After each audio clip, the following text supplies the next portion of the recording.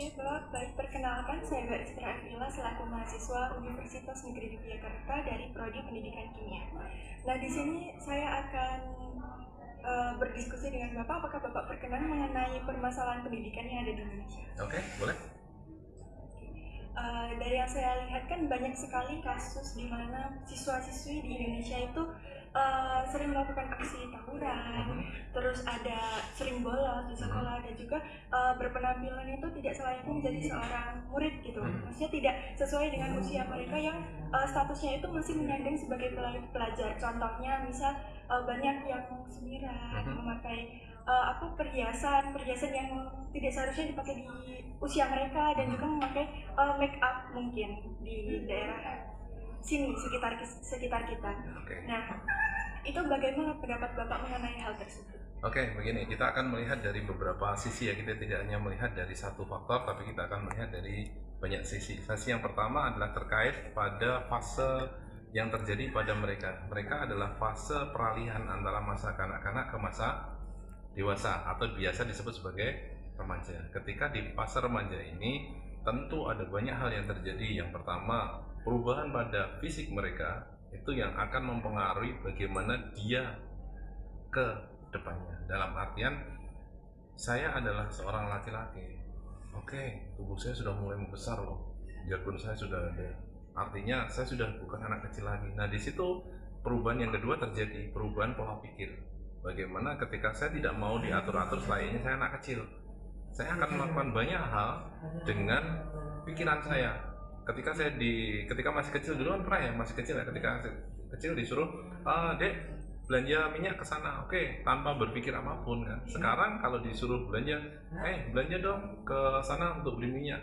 Yang terjadi adalah dia akan berpikir, kenapa harus saya, kenapa nggak adik, kenapa nggak kakak, kenapa nggak ibu sendiri yang jalan. Nah, itu benar-benar terjadi tuh di situ.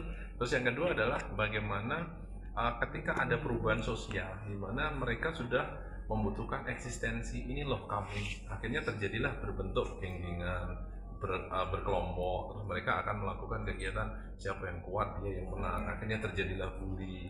Terus ketika si cewek dia akan mulai menunjukkan ke femininitasnya, sehingga dia akan menunjukkan saya harus bersolek. Ketika saya sama dengan yang lain, maka saya adalah sesuatu yang sama, sehingga dia berpikir bahwa berbeda itu menyenangkan. Rambut yang hitam dia akan rubah tuh jadi pink, jadi merah, jadi hijau dan sebagainya.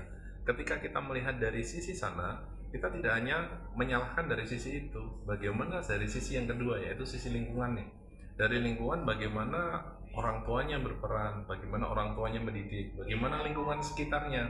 Ketika siswanya berada di lingkungan alim, sementara dia tulen atau mainnya itu ada di lingkungan yang rusak, yang terjadi bagaimana? Apakah dia akan menjadi malaikat yang berhati iblis, atau dia akan menjadi iblis tapi yang berhati malaikat?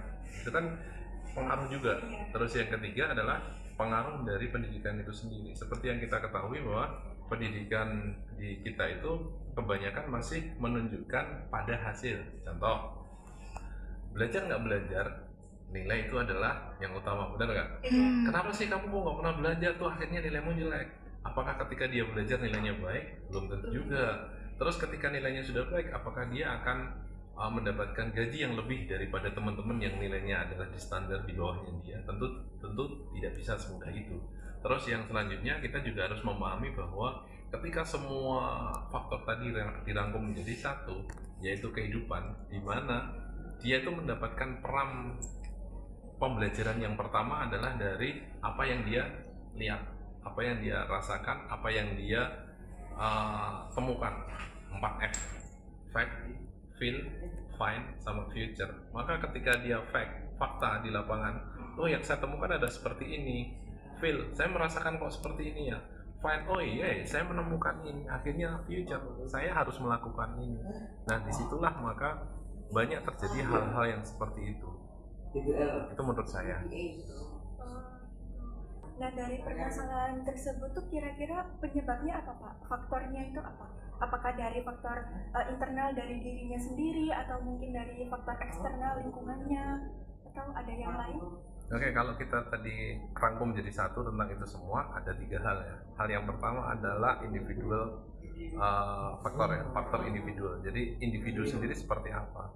Ada banyak hal yang terjadi di sana ketika individual dari pola pikir, pola perilaku, pola dia melakukan aktivitas, melakukan sesuatu dan sebagainya, alasan dia melakukan sesuatu, komposisi tubuh dan sebagainya. Itu tentu kita tidak bisa melepaskan bahwa individual itu sangat penting. Tapi jangan lupa juga ada yang namanya faktor environment, lingkungan. Lingkungan itu sangat-sangat mendukung sekali, berpengaruh sekali. Terus yang ketiga, bagaimana cara seseorang itu merangkum di antara keduanya. Itu. Dan jadi kalau kita melihat itu ada 3 faktor tadi yang jadi faktor utamanya itu menurut saya. Terus di saat melakukan pembelajaran seperti itu tuh biasanya siswa itu kapan Pak mungkin bolos dengan cara mungkin ke kantin atau bisa saja waktu pembelajaran malah tidur atau bisa aja digunakan untuk merokok gitu. Itu kira-kira kapan Pak kejadiannya seperti itu? Jadi begini, ketika kita melihat bahwa ada siswa yang tidak tertarik dalam tanda kutip, dia tidak tertarik untuk belajar, di mana ada banyak sekali faktor yang mempengaruhi bahwa dia tidak tertarik karena ini, ada banyak sekali ya. Disitulah maka terjadi siswa yang akan melarikan diri. Ketika sebuah atau satu individu dia merasa tidak nyaman dengan suatu tempat, maka yang dia akan lakukan satu menyesuaikan. Kalau dia nggak bisa menyesuaikan, maka dia akan meninggalkan. Jadi mungkin bisa jadi ketika pembelajaran terjadi dan si siswanya merasa oh ya aku nggak butuh itu dan dia mulai pemikiran-pemikirannya di depan tadi, maka dia akan menyesuaikan atau dia akan meninggalkan. Contoh, dia akan bolos, dia akan skip, dia akan tidak mengikuti pembelajaran tersebut. Bisa jadi seperti itu.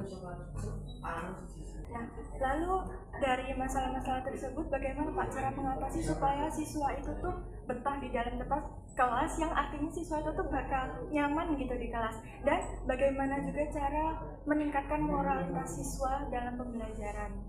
Oke, ada 3 hal yang mungkin tadi saya omongkan ya di depan. Individual artinya bagaimana sih kondisi siswa.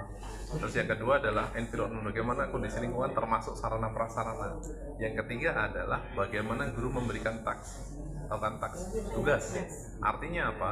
Ketika melihat ada kelemahan siswa yang seperti ini, sementara prasarananya seperti itu, maka bagaimana pintar-pintar si guru ini merangkum sehingga itu menjadi sebuah tugas yang dapat diselesaikan dengan mengatasi 2 hambatan tersebut. Yang artinya ketika pembelajaran menjadi menyenangkan bagi si siswa, atau bagaimana cara memanipulasi sana prasananya tidak memungkinkan menjadi memungkinkan, bagaimana sesuatu yang seharusnya tidak terjadi bisa akhirnya terjadi, itu adalah pintar-pintar bagaimana gurunya memberikan tugasnya kepada siswa itu. Dengan demikian maka yang terjadi adalah si siswa akan mau nggak mau dia akan belajar, dan harapannya ke depannya adalah 1, pembelajaran menjadi menyenangkan. Yang kedua, pembelajaran itu bisa diterapkan untuk kehidupannya. Yang ketiga, pembelajaran akan menambah skill bagi si siswa yang bisa diterapkan dalam kehidupan. Yang keempat adalah bagaimana pembelajaran ini menjadikan siswa mampu berkompetisi secara hebat, luar biasa. Dan yang kelima, bagaimana si pembelajaran ini menjadikan siswa mampu untuk menjadikan siswa itu hidup secara layak. Lalu untuk meningkatkan moralitas siswa itu bagaimana? Untuk meningkatkan moralitas ada banyak hal yang bisa kita pakai. Yang pertama adalah bagaimana taks yang tadi diberikan oleh seorang guru itu meliputi bagaimana dia bekerja sama dengan orang lain, bagaimana dia menghargai pendapat orang lain. Ketika di pembelajaran kita bisa melaksanakan beberapa hal ya. Yang pertama, ada yang namanya aturan atau kesepakatan belajar. Itu sangat penting sekali. Ketika sebelum pembelajaran sebagai guru begitu masuk, berikan aja kesepakatan belajar. Oke, selamat pagi, kita akan belajar ini dengan tujuan belajar kita ini. Karena kita akan berinteraksi, yuk kita batasi bagaimana supaya kita berinteraksi dengan nyaman. Apa yang boleh dilakukan, apa yang tidak boleh dilakukan. Nah, nanti di sana siswa akan menguraikan, Pak, kalau seandainya begini boleh nggak? Kesepakatan bersama. Oke, karena itu tidak menentang peraturan, oke kita laksanakan. Terus ketika nanti dibalikin, apa yang boleh dilakukan, apa yang tidak boleh dilakukan. Nah, di situ nanti terbentuklah sistem pembelajaran yang dimana dia akan menjadikan individu yang mampu dan juga bisa untuk menghargai orang lain. Kayak gitu. Oke, terima kasih Bapak waktunya.